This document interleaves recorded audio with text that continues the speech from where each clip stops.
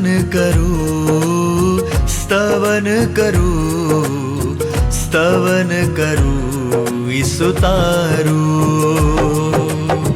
વચન સુણીને ગ્રહણ કરું સહુ, તેને પંથે ચાલું. સ્તવન કરું, સ્તવન કરું, સ્તવન કરું ઈસુ તારું. પ્રિય મિત્રો, સ્તવન બાઇબલ અભ્યાસ કાર્યક્રમમાં આપનું સ્વાગત છે. આ બાઇબલ અભ્યાસ દ્વારા આપને આત્મિક લાભ મળી રહ્યો છે તે જાણીને અમને આનંદ થાય છે. આજે આપણે હજકીએલના 22મા અધ્યાયથી 24મા અધ્યાય સુધી અભ્યાસ કરવાના છીએ, જેમાં હજકીએલ વારંવાર કહે છે કે યહોવાનું વચન મારી પાસે આવ્યું અને હું બોલ્યો. મિત્રો, હજકીએલ મારફતે ઈશ્વર આપણને કંઈક કહેવા માંગે છે. તમારા કાનમાં ઈશ્વર આજે તેમના પવિત્ર વચનો મારફતે કંઈક કહેવા માંગે છે. શું કહેવા માંગે છે તે જાણવું છે તો આજના અભ્યાસમાં જોડાયેલા રહેશો. તમારું બાઇબલ અને તમારું હૃદય પણ ખુલ્લું રાખશો. ઈશ્વર તમારી સાથે વાત કરવા માંગે છે. તો ચાલો આજના અભ્યાસમાં આગળ વધીએ.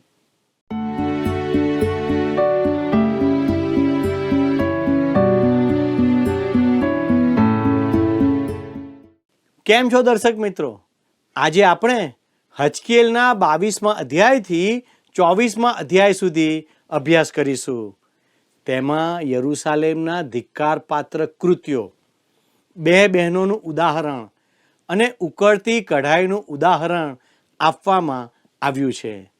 આપણે આ વિભાગમાં ઇસ્રાયેલ દેશ પર આવનાર ન્યાય શાસન વિશેની છેલ્લી ભવિષ્યવાણીઓ વિશે પણ શીખીશું. શરૂઆતમાં હજકીએલના સંદેશા બંદીવાસમાં ગયેલા પ્રથમ 2 જૂથોને કહેવામાં આવ્યા છે. તેઓ એ માન્યતાને વળગી રહ્યા હતા કે ઈશ્વર કદી મંદિરનો નાશ થવા દેશે નહીં. તે તો તેમનું પવિત્ર સ્થાન છે અને તેમાં ઈશ્વરનું ગૌરવ રહે છે. તેઓનું માનવું હતું કે ઈશ્વર નબુખાદનેસ્સારને યરૂશાલેમને સ્પર્શવા દેશે નહીં.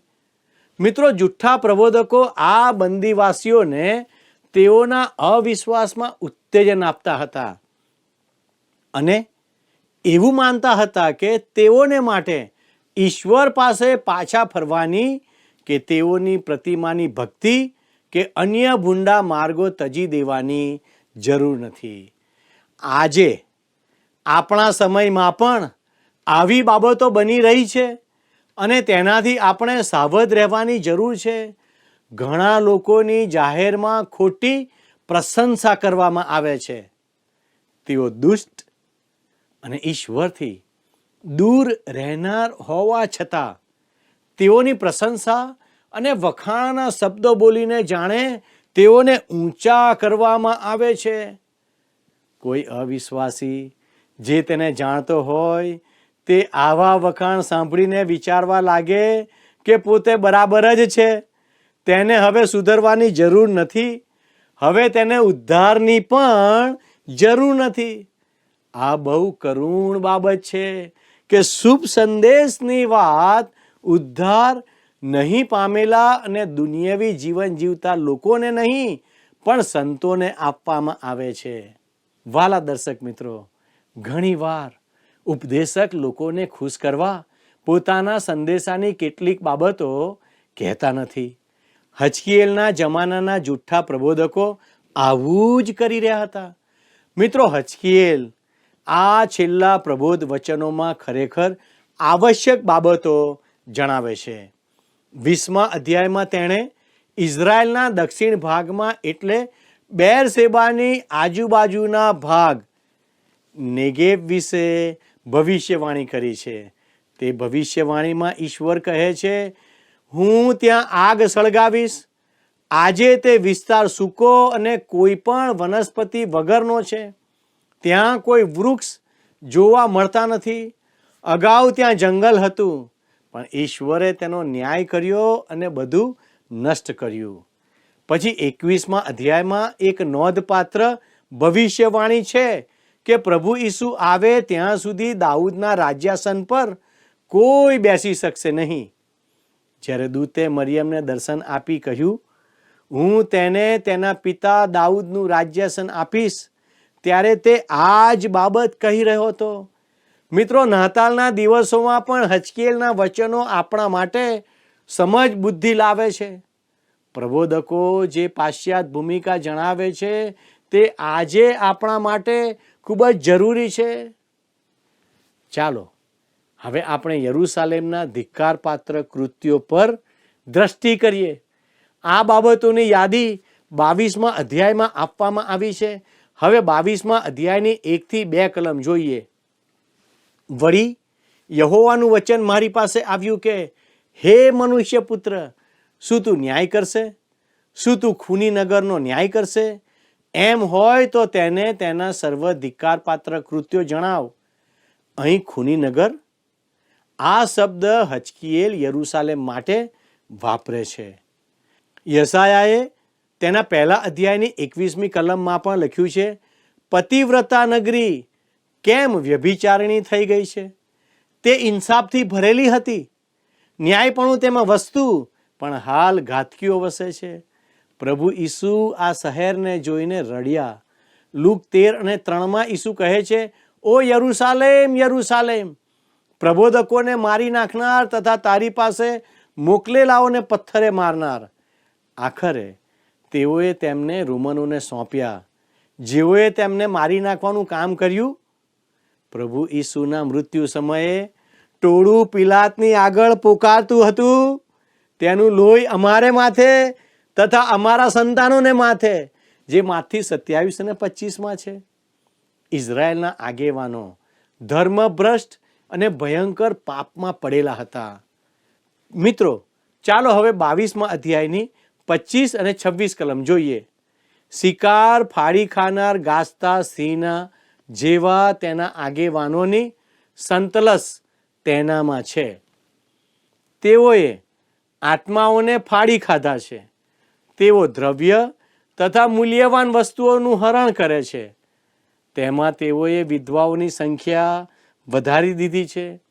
મિત્રો, તેના યાજકોએ મારા નિયમશાસ્ત્રનો ભંગ કર્યો છે ને મારી અર્પિત વસ્તુઓને ભ્રષ્ટ કરી છે. તેઓએ પવિત્ર તથા સાધારણની વચ્ચે તફાવત રાખ્યો નથી ને તેઓએ માણસોને અશુદ્ધ તથા શુદ્ધની વચ્ચેનો ભેદ બતાવ્યો નથી ને મારા સાબાતો તરફ પોતાની આંખો મીચી દીધી છે ને તેઓમાં મારું નામ બદનામ થાય છે. વાલા દર્શક મિત્રો, તેના યાજકોએ ઈશ્વરના નિયમનો ભ્રષ્ટતાથી ભંગ કર્યો છે. હજકીએલ 22 અને 27 કહે છે, તેના સરદારો શિકાર ફાડી ખાનાર વરુઓ જેવા છે. તેઓ અપ્રમાણિક લાભ મેળવવાને રક્ત વહેવડાવે છે ને પ્રાણઘાત કરે છે. વાલા દર્શક મિત્રો, અહીં લખ્યું છે કે તેના સરદારો શિકારને ફાડી ખાનાર વરુઓ જેવા હતા. પ્રેરિતોના કૃત્યો 20 અને 29માં પ્રેરિત પાઉલે ઘેટાના વેશમાં આવેલા વરુઓથી મંડળીને ચેતવી હતી. આજે પણ આવા આગેવાનો મંડળીમાં છે, ખરું ને? શા માટે યરૂશાલેમને ખૂની નગર કહ્યું? પ્રબોધકો, યાજકો અને સરદારોને લીધે. હજકીએલ 22 અને 30-31માં લખ્યું છે, તેઓની અંદર મેં એવો માણસ શોધ્યો કે જે આડરૂપ થઈને મારી તથા દેશની વચ્ચે છીંડામાં ઊભો રહીને મને તેનો નાશ કરતા વારે, પણ મને એવો એકે માણસ મળ્યો નહીં. એ માટે મેં મારો કોપ તેમના પર રેડ્યો છે. મારા ક્રોધરૂપી અગ્નિથી મેં તેને ભસ્મ કર્યા છે. પ્રભુ યહોવા કહે છે કે તેમના પોતાના આચરણનું ફળ મેં તેઓને આપ્યું છે. વાલા દર્શક મિત્રો, છીંડામાં ઊભો રહે એવો કોઈ માણસ ઈશ્વરને આખા દેશમાંથી મળ્યો નહીં. આપણે ઈશ્વર પિતાના આભારી છીએ કે આપણા પાપ અને પવિત્ર ઈશ્વરની વચ્ચે ઊભો રહે તેવો માણસ ઈશ્વરે શોધી કાઢ્યો. તે માણસ તો પ્રભુ ઈસુ ખ્રિસ્ત છે. કેટલું અદ્ભુત મિત્રો! પ્રભુ ઈસુ ખ્રિસ્તમાં આપણે ઈશ્વર પિતાના બાળકો બનીએ છીએ. ઈસુ આજે પણ આપણી અને પવિત્ર ઈશ્વરની વચ્ચે ઊભા રહે છે. મિત્રો, હવે બે બહેનોના ઉદાહરણ દ્વારા 23મા અધ્યાયમાં આપણને હજકીએલ મારફતે ઈશ્વર શું કહે છે તે જોઈએ. 23મા અધ્યાયમાં હજકીએલ ફરીથી એક સાહસ કરે છે. તે બહાર જઈને લોકોને બીજું વિચિત્ર ઉદાહરણ કહે છે. તે તો બે બહેનોનું છે. એકનું નામ ઓહલા અને બીજુંનું નામ ઓહલીબા હતું. જ્યારે તેણે આ ઉદાહરણ કહેવાની શરૂઆત કરી હશે ત્યારે લોકોએ તેને હસી કાઢ્યો હશે. પણ આ સંદેશો હજકીએલને ઈશ્વર તરફથી મળ્યો હતો. તેણે વાર્તા બનાવી નથી. બે બહેનો કુંવારી હતી, પણ વ્યભિચારને લીધે તેઓ ખરાબ જીવન જીવતી હતી. 23મા અધ્યાયની 4th કલમ જણાવે છે, તેઓમાંની મોટીનું નામ ઓહલા હતું ને તેની નાની બહેનનું નામ ઓહલીબા હતું. તેઓ મારી થઈ ને તેમને પુત્રો તથા પુત્રીઓ થયા. તેઓના નામ આ છે: સમરૂનનું નામ ઓહલા એટલે તે ઇઝરાયલનું ઉત્તરનું રાજ્ય હતું. યરૂશાલેમનું નામ ઓહલીબા એટલે યરૂશાલેમ અને યહૂદા તે દક્ષિણનું રાજ્ય હતું. ઓહલીબાનો અર્થ મારો તંબુ તેનામાં છે. ઈશ્વર આવું કહે છે કે મારો તંબુ તેનામાં છે. બીજા શબ્દોમાં, દક્ષિણના રાજ્યમાં એટલે યરૂશાલેમમાં સુલેમાનનું અદ્ભુત મંદિર હતું. તે મુલાકાત મંડપની રચના પરથી બનેલું હતું અને તે એવું સ્થાન હતું જ્યાં લોકો ઈશ્વરને મળતા હતા. ઓહલાનો અર્થ તેનો પોતાનો તંબુ છે. ઉત્તરનું રાજ્ય ઇઝરાયલના દક્ષિણ ભાગ સામે બળવો કરીને અલગ થઈ ગયું હતું. પ્રિય મિત્રો, ઈશ્વરની કૃપા જ એક માર્ગ છે જેના વડે આપણે ઉદ્ધાર પામીએ છીએ. જો ઈશ્વરની કૃપા વગર તો આપણો ઉદ્ધાર શક્ય જ નથી. પણ તેનો અર્થ એ નથી કે ઈશ્વર આપણો ન્યાય નહીં કરે. હજકીએલે આ બે છોકરીઓ ઓહલા અને ઓહલીબા વિશેની પોતાની વાર્તા કહીને લોકોમાં આતુરતા ઊભી કરી હતી. હજકીએલ કઠણ મગજના લોકો સાથે કામ કરી રહ્યો હતો. તેથી તેઓનું ધ્યાન દોરવા તેણે આ દ્રષ્ટાંત તેઓને કહ્યું. મિત્રો, લોકો સાંભળે માટે હજકીએલે કેટલીક વિચિત્ર પદ્ધતિઓનો ઉપયોગ કર્યો હતો. હવે 23મા અધ્યાયની 12મી કલમ વાંચીએ. તે પોતાના પડોશી આસુરીઓ કે જેઓ સુબા તથા અમલદારો હતા ને જેઓ સર્વ અતિ ભપકાદાર પોશાક પહેરનારા મનમોહક જુવાનો તથા ઘોડેસવારો હતા, તેમના પર આસક્ત થઈ. મિત્રો, અહીં એક ઐતિહાસિક બનાવ દર્શાવ્યો છે. આ બનાવ આહાજ રાજા દક્ષિણના રાજ્યની રાજગાદી પર હતો ત્યારે બન્યો હતો. તે આસુરના રાજા તિગ્લાથને મળવા દમસ્ક ગયો અને ત્યાં તેણે કદી ના જોઈ હોય તેવી ખૂબ સુંદર વેદી જોઈ. તેથી તેણે તેના જેવી જ એક વેદી બનાવવા ઉરિયા યાજકને ત્યાં જોવા મોકલ્યો, જે બીજો રાજાઓ 16:10-18 મળે છે. તે પોતાની ભજન પદ્ધતિ સુધારવા ઈચ્છતો હતો. ઈશ્વરે તેની નોંધ લીધી અને ઉત્તરના રાજ્યનો તે માટે ન્યાય કર્યો. વાલા દર્શક મિત્રો, હવે દક્ષિણના રાજ્ય પર બાબેલનું આક્રમણ થવાનું હતું. તેને માટે કોઈ અપવાદ નહોતો. ઈશ્વર ઉત્તર અને દક્ષિણ બંને રાજ્યોનો ન્યાય કરી રહ્યા હતા, કેમ કે તેઓ જીવંત અને સત્ય ઈશ્વરથી દૂર ગયા હતા. જાતની શરમ વગર ઈશ્વરની ભક્તિ કરવાનો ઢોંગ કરી રહ્યું હતું? પ્રિય મિત્રો, પ્રેરિત પાઉલ 2 કોરિન્થી 13 અને 5માં ચેતવણી આપે છે કે તમારામાં વિશ્વાસ છે કે નહીં તેની પરીક્ષા તમે પોતે કરો. આપણે આપણી પરીક્ષા કરવાની છે. જ્યારે તમે દેવળમાં જાઓ છો ત્યારે શું તમે ખરેખર ઈશ્વરનું ભજન કરો છો? શું તમે પ્રભુ ઈસુની વ્યક્તિગત મુલાકાતનો અનુભવ કરો છો? શું તમે ખરેખર પ્રભુ પર પ્રેમ કરો છો? જો તમે ઈશ્વરને પ્રેમ કરતા નથી તો તેમને તમારા ભજનની જરૂર નથી. યોહાનના 21મા અધ્યાયમાં પ્રભુએ પિત્તરને પૂછ્યું, શું તું મારા પર પ્રેમ કરે છે? જ્યારે પિત્તરે તેની રીતે જવાબ આપ્યો ત્યારે પ્રભુએ તેને કહ્યું, મારા ઘેટાને પાળ. ત્યાર પછી જ પ્રભુ પિત્તરનો ઉપયોગ કરી શક્યા. વાલા દર્શક મિત્રો, હવે 24મા અધ્યાયમાં આપણે ઉકળતી કઢાઈનું ઉદાહરણ અને હજકીએલની પત્નીનું મૃત્યુ તે વિશે જોઈશું. ઈશ્વર આ બંને દ્વારા લોકોની સાથે વાત કરવા માગે છે. તો ચાલો 24મા અધ્યાયની પહેલી 2 કલમ જોઈએ. વળી 9મા વર્ષના 10મા માસની 10મીએ યહોવાનું વચન મારી પાસે આવ્યું કે, હે મનુષ્ય પુત્ર, તું દિવસનું એટલે આજના દિવસનું નામ લખ.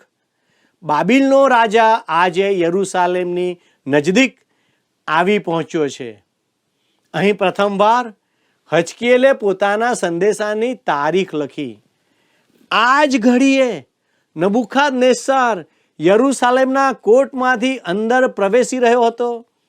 તે દિવસોમાં ટેલિવિઝનની વ્યવસ્થા ન હતી કે હજકીએલ જે બની રહ્યું હતું તે બતાવી શકે. યરૂશાલેમથી બાબિલ સુધી સંદેશો પહોંચાડવા કોઈ સેટેલાઇટ નહોતું. એક જ માધ્યમ હતું, તે તો ઈશ્વર હજકીએલને આ સંદેશો પ્રગટ કરે અને તે લોકોને જણાવે. મિત્રો, હવે આપણે 24મા અધ્યાયની 6ઠ્ઠી કલમ વાંચીએ. એ માટે પ્રભુ યહોવા કહે છે કે કઢાઈની પેઠે જેની અંદર મેલ છે ને જેનો મેલ તેમાંથી નીકળી ગયો નથી, એવા ખૂની નગરને અફસોસ. ટુકડે ટુકડે તેને બહાર કાઢો, તેના પર ચિઠ્ઠી નાખવાની નથી. અહીં ફરીથી મિત્રો યરૂશાલેમ શહેરને ખૂની નગર કહ્યું છે. એક કઢાઈ છે જેમાં મેલની છારી બાજેલી છે. આ કઢાઈ એ યરૂશાલેમ નગર છે. તેમાં નાગરિકો છે. તેઓના પાપ કઢાઈમાંના મેલ અથવા છારી સમાન છે. ઈશ્વર કહે છે કે તમારા ને મારા પાપ પૃથ્વી પર કચરા સમાન છે.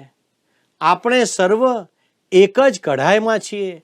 આપણા પાપ પૃથ્વી પરનો કચરો, મેલ અને છારી છે. ચાલો હવે 24મા અધ્યાયની 15 થી 16 કલમ નિહાળીએ. વળી યહોવાનું વચન મારી પાસે આવ્યું કે, હે મનુષ્ય પુત્ર, જો જે તારી આંખોને પ્રિય છે તે હું એકે સપાટે તારી પાસેથી લઈ લઉં છું. તો પણ તારે શોક કે વિલાપ કરવો નહીં અને તારે આંસુઓ પાડવા નહીં. વહાલા મિત્રો, હજકીએલ પ્રબોધકે એક સુંદર ઇઝરાયેલી છોકરી સાથે લગ્ન કર્યું હતું અને તેઓ એકબીજા પર ખૂબ પ્રેમ કરતા હતા. પણ બંદીવાસમાં તેની સ્ત્રી બીમાર પડી અને મૃત્યુ પામી. હજકીએલ માટે તે ભારે આઘાત હતો, પણ તેણે તો એક ભાગ ભજવવાનો હતો. હવે 17મી કલમ જણાવે છે, તે ધ્યાનથી નિહાળો. નિશાસા નાખજે, પણ મૂંગો રહીને મુએલાને માટે શોક ન કરતો. માથે તારો ફેંટો બાંધ, પગે તારા પગરખા પહેર, તારા હોઠ ઢાંકતો નહીં ને મરેલા માણસની રોટલી ખાતો નહીં. વાલા દર્શક મિત્રો, ઈશ્વરે હજકીએલને કહ્યું, તું વિલાપ કરતો હોય તેવું બિલકુલ દેખાડીશ નહીં. લોકોને આ સમજાયું નહીં. લોકોએ હજકીએલ પાસે આવીને કહ્યું, આનો શો અર્થ છે? તારી પત્ની મૃત્યુ પામી છે અને તું જરાય વિલાપ કરતો નથી. તું કેવા પ્રકારનો માણસ છે? પણ આવું કરવા દ્વારા હજકીએલ ઈશ્વરનો સંદેશો લોકોને પહોંચાડવા માંગતો હતો. હવે પછીની કલમ હજકીએલના આખા પુસ્તકની ચાવીરૂપ કલમ છે. તો ચાલો 24મા અધ્યાયની 24મી કલમ વાંચીએ. એમ હજકીએલ તમને ચિહ્નરૂપ થશે. જે સર્વ તેણે કર્યું છે તે પ્રમાણે તમે કરશો. જ્યારે એ થશે ત્યારે તમે જાણશો કે હું પ્રભુ યહોવા છું. વાલા દર્શક મિત્રો, યરૂશાલેમનો નાશ થઈ રહ્યો હતો. તે સમયે બંદીવાસમાંના લોકોને આ પ્રમાણે સમાચાર મળ્યા. અમારા બંદીવાસના 12મા માસની 5મીએ યરૂશાલેમમાંથી નાસી આવેલા એક માણસે મારી પાસે આવીને કહ્યું, નગરનો નાશ કરવામાં આવ્યો છે. કેટલાક નાસી આવેલા માણસો બંદીવાનોની છાવણીમાં આવ્યા. તેઓ ભયાનક લાગતા હશે. તેઓએ જણાવ્યું, અમે શહેરમાંથી નાસી છૂટ્યા છીએ.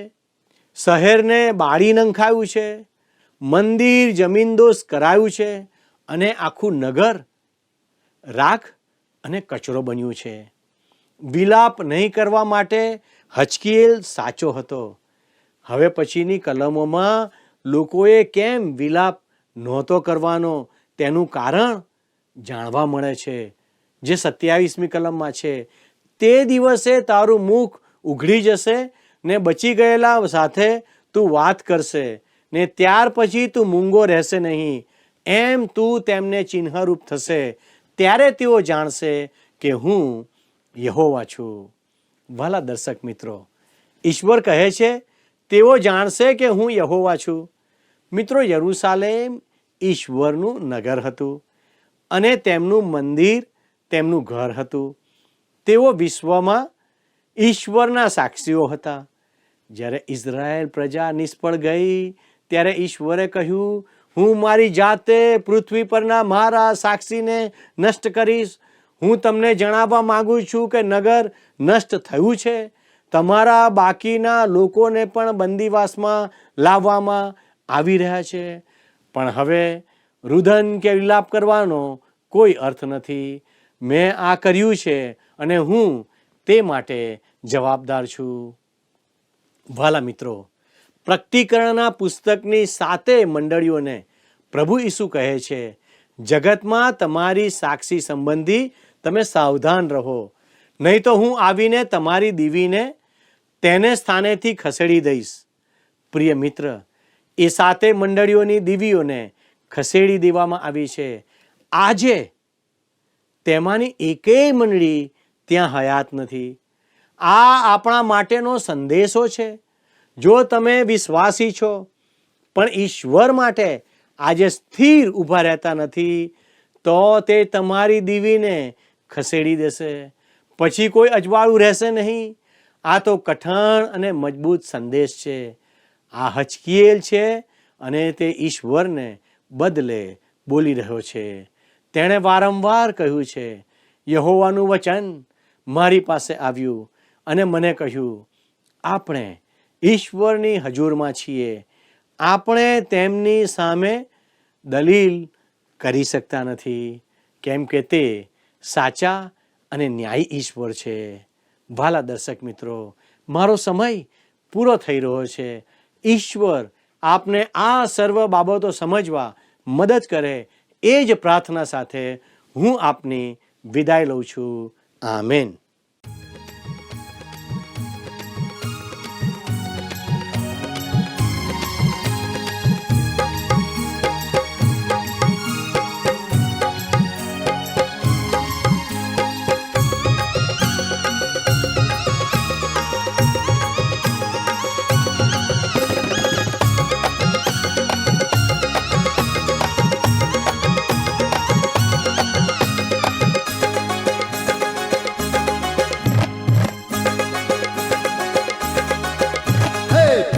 प्रभु ने सेवको संतो ने शोभतुं ए छे।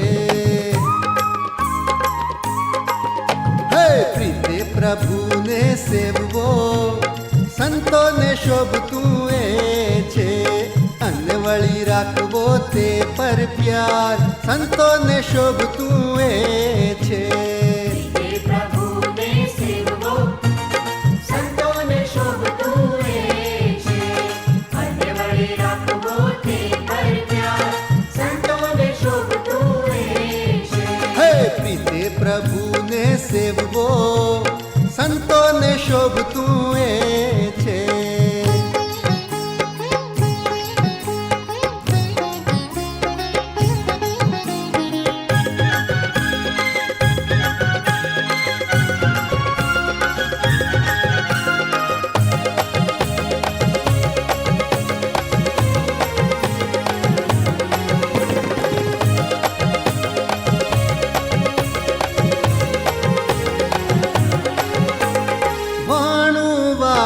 નિત ઉઠવું સંતોને શોભતું એ છે. વાળું વાતાને તૂટવું સંતોને શોભતું એ છે. અને વળી ધરવું ઈશ્વર ધ્યાન સંતોને શોભતું એ છે. અને વળી ધરવું ઈશ્વર ધ્યાન સંતોને શોભતું એ છે. હે પ્રીતે પ્રભુને સેવવો સંતોને શોભતું એ છે. પ્રભુને સેવવો સંતોને શોભતું એ છે.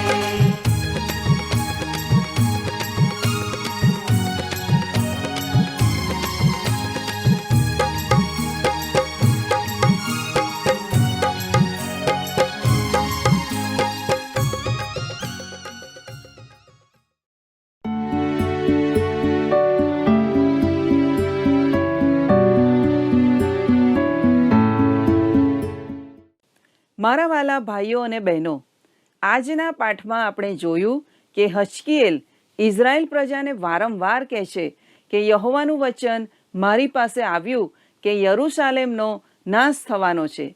જે લોકો એવું કહેશે કે નાશ થવાનો નથી તે લોકો જુઠ્ઠા પ્રબોધકો છે. માટે તમે યહોવાના નિયમોની વિરુદ્ધ પાપ કરશો નહીં.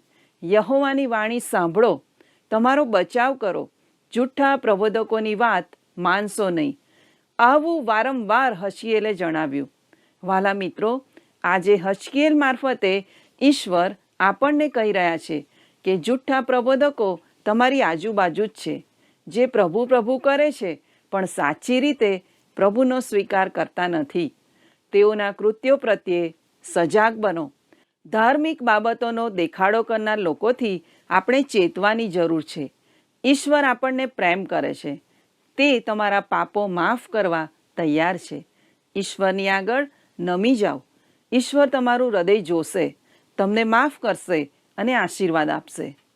મિત્રો, આજનો અમારો પ્રશ્ન છે, સમરૂનને કયું નામ આપવામાં આવ્યું? એ ઇઝબેલ, બી મરિયમ, સી ઓહલા, ડી ઓહલીબા. મિત્રો, ગત પ્રશ્નનો જવાબ છે એ બાબિલ. વાલા મિત્રો, અમારા કાર્યક્રમ સંબંધી આપના પ્રતિભાવો અને આજના પ્રશ્નનો જવાબ અમને જલ્દીથી મોકલી આપશો. અમારો સંપર્ક નંબર છે 94 29 37 56 10 9429375610. ધન્યવાદ. શું તમને આ કાર્યક્રમ ગમ્યો? અત્યારે જ અમને મિસ કોલ કરો.